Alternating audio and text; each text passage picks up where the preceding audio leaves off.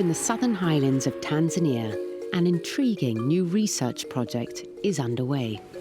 This heart is really about opening his eyes. It's just small splits, so this is how it starts. Bart Weetjens runs this unique laboratory. But if you see how the whiskers already move, like here's already pretty high frequency in there in movement, so it's already perceiving. These baby rats already have an incredible sense of smell.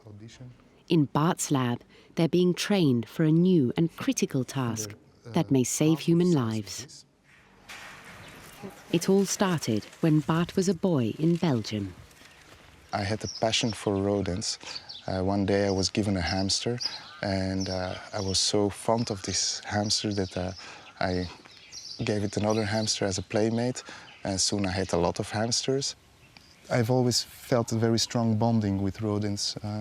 Don't ask me why, but it's just like that. Something extra here. Bart's rats are not your average gutter rat.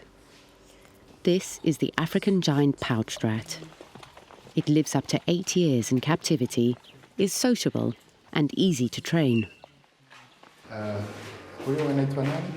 And this is just what Bart and his team have been doing in Tanzania for the last 7 years. Training rats to help solve one of Africa's deadliest problems by sniffing out landmines.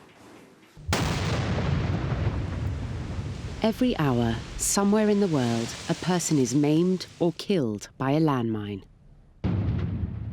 And there are more mines in Africa than anywhere else. But finding and removing landmines can be expensive and extremely dangerous. And that's where Bart's rats come in. The principle here is simple.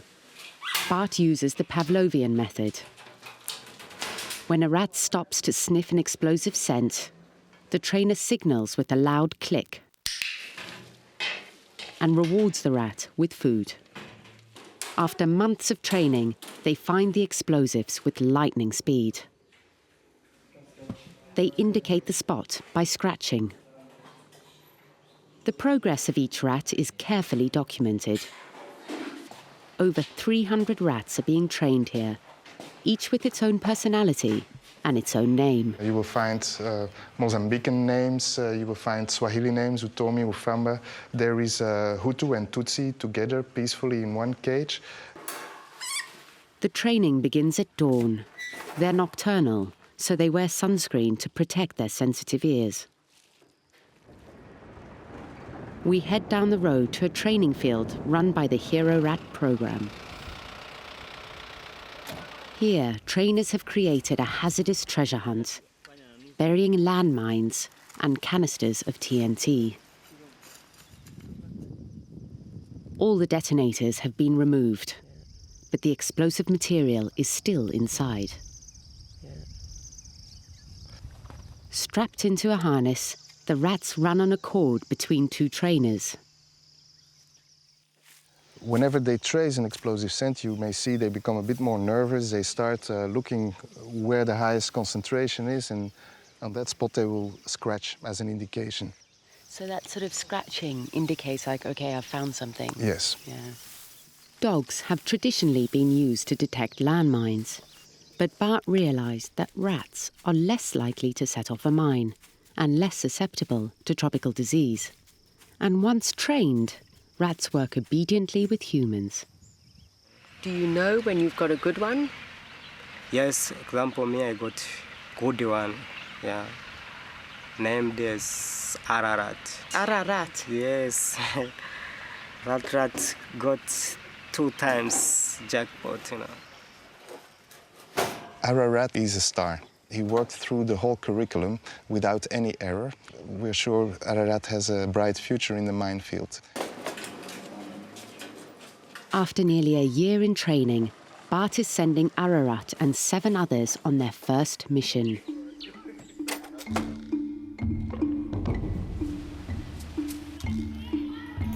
Mozambique, on the east coast of Africa, a beautiful country with a terrible history of war. They're slowly rebuilding. But 30 years of conflict continues to take its toll here.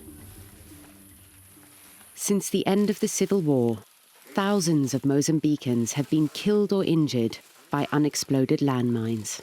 Acordamos de manhã, quase era 7 horas, e subi num trator, que trator atropelou aquela mina, era uma mina antitanque, estragou-se. Aí naquele carro éramos à volta de 13, mas na 13 a salvei apenas só eu sozinho, outros morreram aí. Ramos spent 2 years recovering in the hospital, but he lost both his legs beneath the knee. He now walks with prosthetics.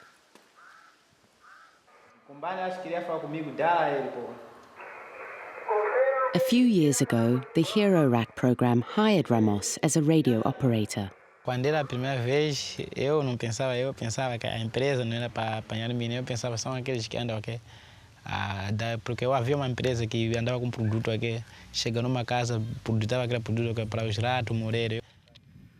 Ramos changed his mind about the rats after seeing them in action. He welcomes the reinforcements, which had just arrived from Tanzania. Over the next few weeks, Ararat and the other new rats will be put through rigorous licensing tests. Meanwhile, Bart's brother Frank has set up a base camp where he shows us how the demining works. There we go. We suit up in protective gear and join a team heading out. Yeah, you're going to be looking you're going to be feeling very, very elegant in this thing, you know? Never go beyond any of the red-marked poles. Never step over any tape. After clearing dense vegetation, the deminers use metal detectors. It's a dangerous and painstaking process that moves inch by inch, and the detectors are triggered by even the smallest metal object. This is where Bart's rats have the advantage, zeroing in on just the explosives. Since the rats first began working here 4 years ago, they found a hand grenade, unexploded ammunition, and 22 landmines. For Bart, after so many years of preparation, each trip into the minefields is a moment of truth. When the rats begin to scratch, the deminers are called in.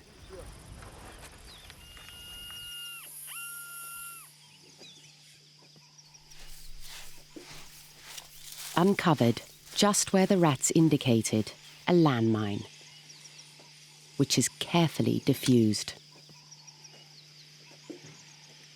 The rats are rarely wrong. Bart's hero rats are now demining the land around this school. They've cleared 100 acres. Children now play here, unafraid. It's another success for a program that many doubted. In the beginning, it was really tough. Everywhere I went to apply for funding, we were just laughed at. Institutions were actually very, very reluctant towards such an approach. In that initial stage, did you ever think to yourself, what am I doing this for? Well, the reason why was clear, obvious. I dreamt of a better world. As long as these mines are there, people just cannot build a normal life. Back in his laboratory, Bart thinks he's found yet another way for his rats to help save lives. Bart and his wife Maureen have discovered that rats can help doctors diagnose tuberculosis by smelling it. In Africa, TB is a leading cause of death. A lab technician can only test around 20 samples a day. One rat can test up to 2,000. You could pretty much put any scent in. Indeed, this is a generic technology. In the end, the animals are trained to pinpoint a specific target scent. What that target scent is can be anything. Bart says the possibilities for his rats are limitless. They save human lives, and yes, they are heroes, actually. Inspired by a boyhood passion, Bart took a chance. And so far, his rats keep paying off.